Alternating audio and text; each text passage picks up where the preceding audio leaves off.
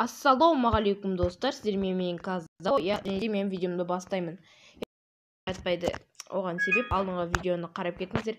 Егер де тағы да керек болса, тағы да көрсетіп кетейін. Міне, настройкада, короче, тұрады бүйтіп. Скорость указателя, скорость указателя, и потом осы режимге кіреміз. И потом мына жерде ортасында тұрады чувственность, и біз оны до конца көтеруіміз керек. Екіншіден достар, короче, мына жерде болады о телефоне деген система қаяқта? О телефоне деген жерде, міне мына жерде текст версия Android, процессор, внутренний память, короче, номер сборки деп тұрады. Соны баса бересіздер. Менде уже не нужно, вы уже разработчик деп шығып тұр. Демек менде для разработчик деген режим ашылған.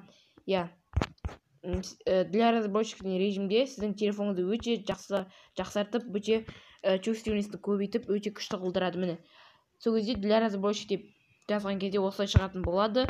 Короче, достар, енді осылай жазған кезде мына жерде GPU ускорение и включи 4x MSA екеуі қосылып тұру керек. Менде қосылып тұр. Мен өйткені алдынан бері осыны қосып ойнап жүрмін. Андасында включи 4x MSA өшіп қалады. Соны егер FreeFire қатып атса, соны қайтадан қосып, қайтадан ойнай берсек де болады.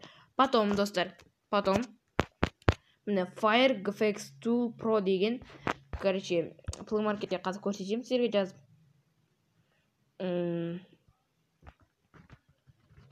Жазып көрсетемін, типа Fire GFX Tool Pro. Fire GFX Tool GFX Tool десеңдер, міне шығады. Ең біріншісі, міне менде уже жазылған. Осы. Потом енді осы арқылы приложение кірем. Fire GFX Tool Pro'ға басасыздар. Бұл телефонда арнайы қап-қара болып шығып тұрады. Көрдіңіздер ме? Чувственностьтің суреті тұр. Настройка қатпайды, өте күшті. Міне, короче, достар, қазір кіріп жатыр. Күте тұрыңыздар. Міне, достар, кіріп тұр. Міне, Resolution деген 1600 и X900 де тұру керек. FPS 60-та тұру керек. 60 FPS-те. График Smooth HD-да тұру керек. Style Realistic-те тұру керек. Shadow Medium-да тұру керек. Graphics Apple деген ол телефонның ашашқа көмегін тигізеді. Ол 2x-та тұру керек. Енді достар, Go дегенді бассаңыздар, егер сіздер Free Fire болса, автоматически Free Fire-ға кіргізіп жібереді. Достар, ойнақта реклама шығып кетті. Достар, ал енді біз видеоға кеттік. Короче, достар, біз бүйтетін боламыз. Игра на рейтингте сіздерге тығылатын керемет жерлерді көрсететін боламын мен бүгінгі видеода.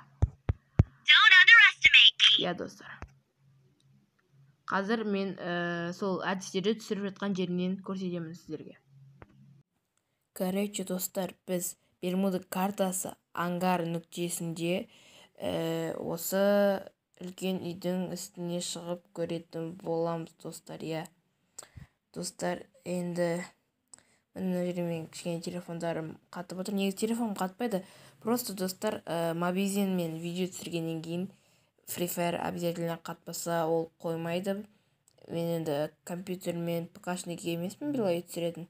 Мен, как обычно, телефонмен түсіріп отырмын. Мен YouTube-қа жаңадан келіп, сіздерге осындай өте керемет контенттерден бастап берсем деп отырмын. Және мына жерде қазір, достар, шығамай отырмын. Өйткені телефоным қатуда, білесіздер, неге қатып отқан жаңа айттым. Короче, достар, қазір шығып қалармын. Осы үйдің қырымен сіздер бұдан да тез шығасыздар деген ойдамын. Өйткені сіздерде мобизенмен видео түсірмейсіздер, менде осылай қатып отыр. Короче, достар, осылай көздеп алып, бүйтіп үйдің қырымен шетімен кеткен кезде, міне осылай түсіп кетіп жатыр. Иә достар, просто телефон қатып отыр. Осылай жемендеп соң солға экранды бұрамыз, солға. Болды. Потом осы үйдің үстінде, егер де арғы жақта болған сіздер тез шыға аласыздар, өйткені сіздер видео түсірмегенсіздер, одан кейін қатпайды сіздің телефондарыңыз. Короче достар, осы жерден шығып тез атыс басталып жатса, адамдарды красавать етіп тез атып тастасаңыздар болады достар. Енді достар, келесі екінші әдіске кеттік. Екінші әдісті түсірейін деп жатырмын. Егер де менің видеомда қатып, либо даусым ғырылдап, либо качество төмен болып тұрса, айтыңыздар, комментарийға жазып кетіңіздер. Келесі құпия әдістер давай 10 лайктан кейін шығады. Өйткені мен еңбегім бағалап кетіңіздер, түнгі 3-те видео сіздерге арнайы түсіріп отырмын.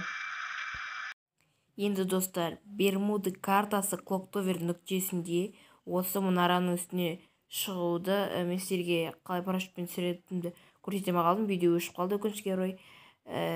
Сосын достар, осы шетке жемендеп парашютпен түсіп, осылай осы жерде отырып крыса болып смело мастерге көтеруге болады, крысовать етіп, либо алмазға. Достар, короче, енді алмазға көтеру оңай, мастерге көтеруге болады.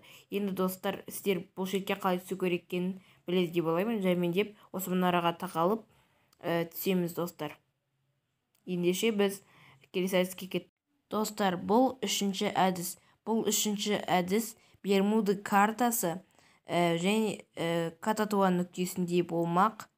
Достар, короче, осы нотталайын.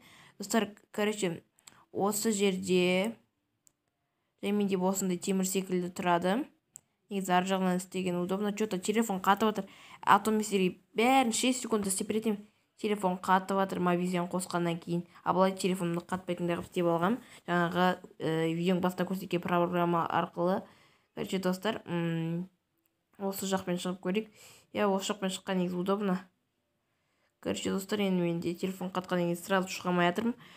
Достар, менің еңбегім болғаныңыздар түнгі 4-5-терде монтаждап сіздерге ютубқа жаңадан келсемде осындай мықты концерттерді түсіріп отырмын.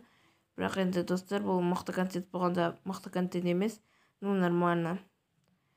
Жаңадан келген ютуберге болады. Міне жемендеп осылай прицелмен көздеп, бұның бәрін тез істеуге болады негізі. Достар, короче, осы неғып бұлғырады десеңіздер, қатып атқан өздеріңіз білесіздер.